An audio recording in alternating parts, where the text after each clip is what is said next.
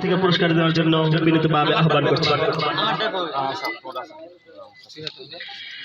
আজকের ফাইনাল ম্যাচের যে দুইটি শক্তিশালী দল অংশগ্রহণ করেছিলেন তার মধ্যে সবারই চেষ্টা ছিল হার জিত খেলার ভিতর থাকবে, অতএব আমরা কেউ মন খারাপ করবো না।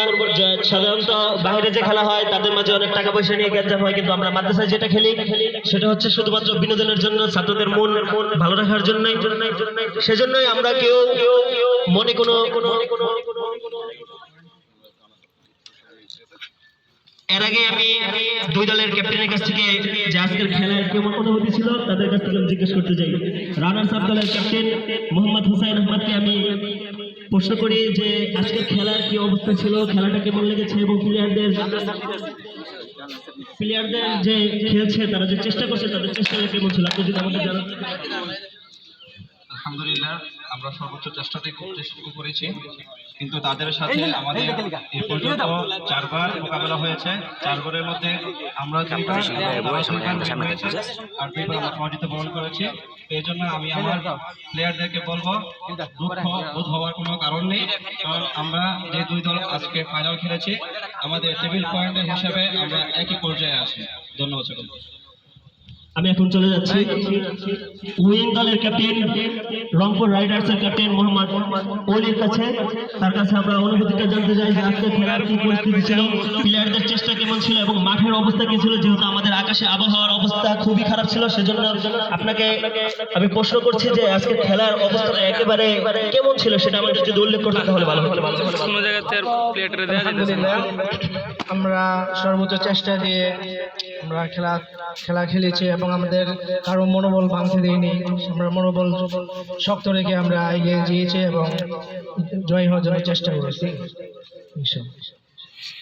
আমি সরাসরি চলে যাচ্ছি আমাদের আজকে খেলার সভাপতি হযরত আলা মুফতি নুরুল ইসলাম উসমানী সাহেব দাওয়াত বারকাতুহুর কাছে, যে আজকে খেলার আয়োজনটা কেমন ছিল তার কাছ থেকে আমরা জানতে চাই।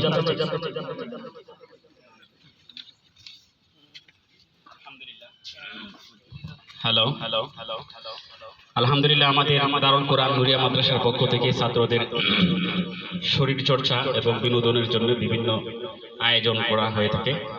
এর মাঝে আমাদের বার্ষিক ক্রীড়া প্রতিযোগিতা সহ বিভিন্ন সময়ে বিভিন্ন ক্রীড়া প্রতিযোগিতার আয়োজন করা হয়। আজকেও একটি ছোট আয়োজন ছিল। আমি খেলার শুরুতে গেছিলাম। উভয় দলই অত্যন্ত দক্ষতার সঙ্গে এবং তাদের কনফিডেন্স নিয়ে সবাই চেষ্টা করেছে এবং উভয় দলেই সফল হয়েছে আমি মনে করি। তবু খেলার মধ্যে হার জিত থাকে, সেই জন্যে হয়তো কেউ এরকম বিজয় হয়েছে, কেউ রানার্স আপ হয়েছে। এই জন্য আরো যারা যে সমস্ত দলগুলি আগে খেলেছে আজকে তারা ফাইনাল উঠতে পারে নাই।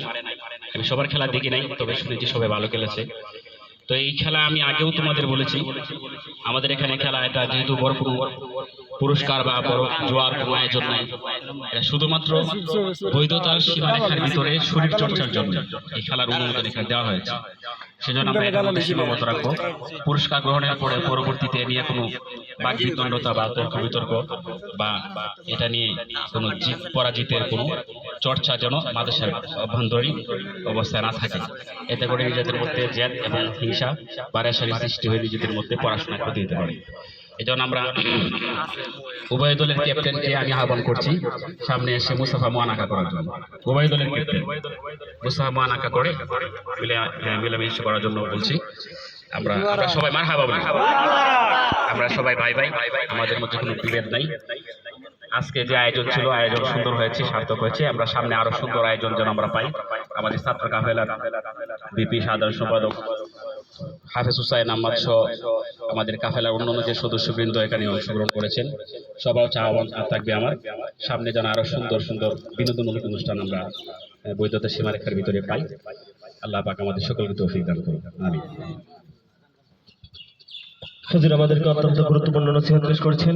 আমরা হুজুরের কথা মেনে আমরা সামনে অগ্রসর হব। এখন আমাদের পুরস্কার বিতরণ তো হলোই, এখন আমাদের সামনে যে ট্রফি আছে সেই ট্রফি প্রদান করা হবে। সর্বপ্রথম আমরা রানার্স আপ দলের ক্যাপ্টেনকে আহ্বান করছি তার পুরস্কারটি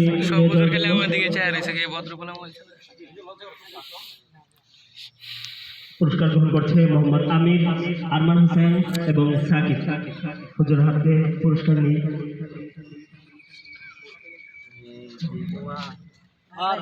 মারহাবা মারহাবা।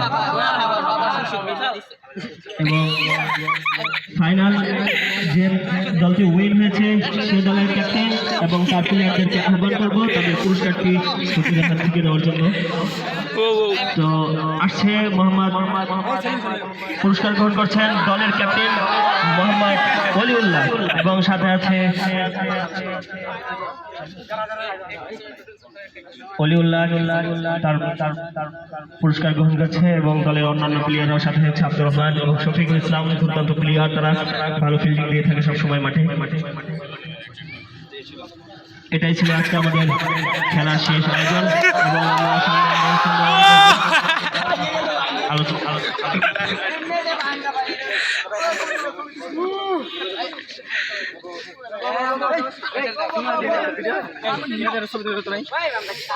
কেমনে কোন ফেলায় না